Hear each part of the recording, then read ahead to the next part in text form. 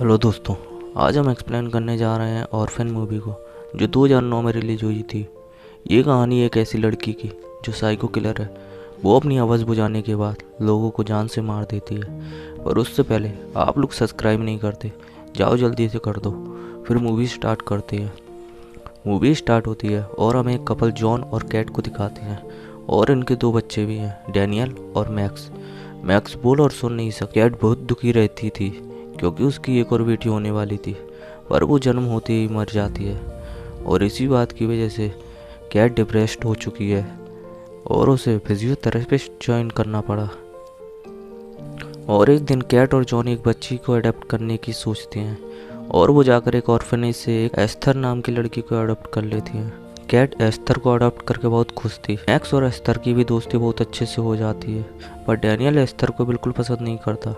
Daniel खेल खेल में एक कबूतर को अपनी टॉय गन से शूट कर देता है, पर उस कबूतर के जख्म होने के बाद बहुत अफसोस करता है। तब वहाँ एस्थर आकर उससे कहती है, इसे दर्द से आज़ाद कर दो, और पत्थर उठाकर मारकर उसे मार देती है। और एक दिन कैट से पूछती है कि आपने मुझे अडॉप्ट क्यों किया। तब कैट अपनी बेटी के बारे में बताती है, जो जन्म होते ही मर गई थी।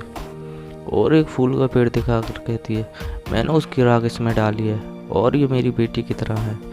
सब अच्छे से चलने लगता है, पर एक दिन जॉन और कैट किचन में रोमांस कर रहे होते हैं और इंटीमेट होने लगती है। तब एस्थर उन्हें ऐसे देख लेती है और जॉन और कैट भी उसे देख लेते हैं। कैट दूसरे दिन एस्थर से बात करने जाती है और समझाती है, पर एस्थर कहती है वो संभोग के बारे में सब कुछ जानती है।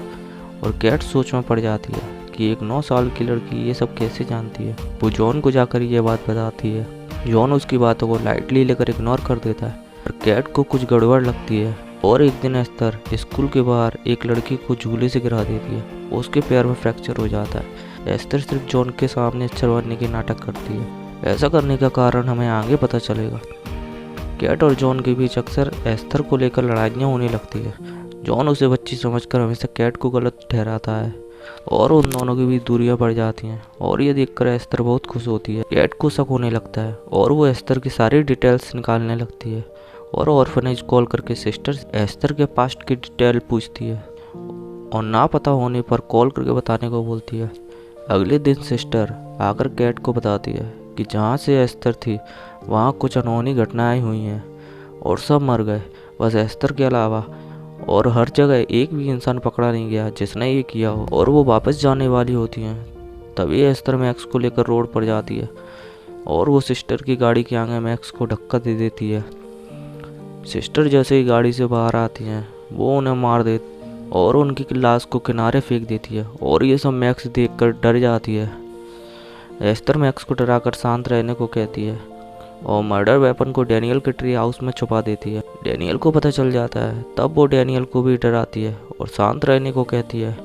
और एस्थर कैट को पागल साबित करने के लिए गाड़ी का रिवर्स गियर डाल देती है और मैक्स उसी में होती है और मैक्स बच जाती है।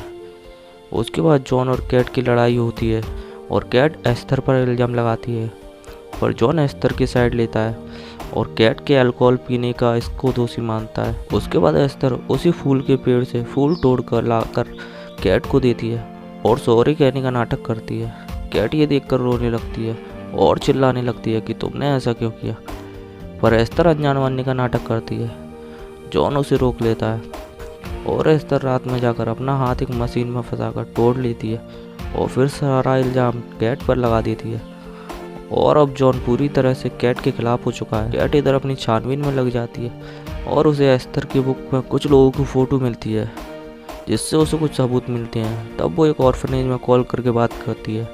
तब वो आदमी बताता है कि ये लड़की 9 साल की बच्ची नहीं है और ना ही ये ऑर्फनेज है, ये एक मेंटल हॉस्पिटल है। और वो लड़की 35 साल की एक औरत है जिसकी किसी बीमारी की वजह से उम्र तो बढ़ती है लेकिन दिखती नहीं है। वो हाथ और गले को कवर हमेशा निशानों को छुपाने के लिए करती है। और दूसरी तरफ एस्थर डैनियल को मारने वाली होती है, पर मैक्स उसे धक्का दे देती है और कैट उसे हॉस्पिटल लेके आ जाती है। और वहाँ से वो चुपचाप फिर से डैनियल को मारने जाती है जिससे वो किसी को कुछ बता ना पाए, पर मैक्स भागकर जाकर बताती है और डॉक्टर वहाँ पहुँचकर डैनियल को बचा लेते हैं। तब कैट गुस्से में वहीं एस्थर को मारने लगती है और जॉन उसे रोक कैट को वहीं एडमिट करवा देता है और उसे पागल समझने लगता है। और जॉन अपने घर पर मैक्स को सुलाकर नीचे आता है। तब एस्थर उसके पास आती है और उसे सेड्यूस करने की कोशिश करने लगती है, पर जॉन उसे अपनी बच्ची की तरह समझता था। वो उसे रोकता है और उसे ऑर्फनेज वापस भेजने की कहता है। तब एस्थर गुस्से में अपने रूम में जाती है और तोड़फोड़ करने लगती है। फिर जॉन वहाँ रूम में जाकर देखता है और वहाँ बहुत सारी मर्डर की फ़ोटो बनी होती हैं और जॉन और एस्थर की न्यूड पेंटिंग भी होती है। तब कैट के पास डॉक्टर का एक कॉल आता है और वो एस्थर की सच्चाई बताता है और जॉन को उससे दूर रहने की कहने को कहता है। और कैट अपने घर के लिए निकलती है और उधर एस्थर जॉन को चाकू मार देती है। और जब कैट घर पहुंचकर ये देखती है तब एस्थर मैक्स को मारने की कोशिश कर रही होती है।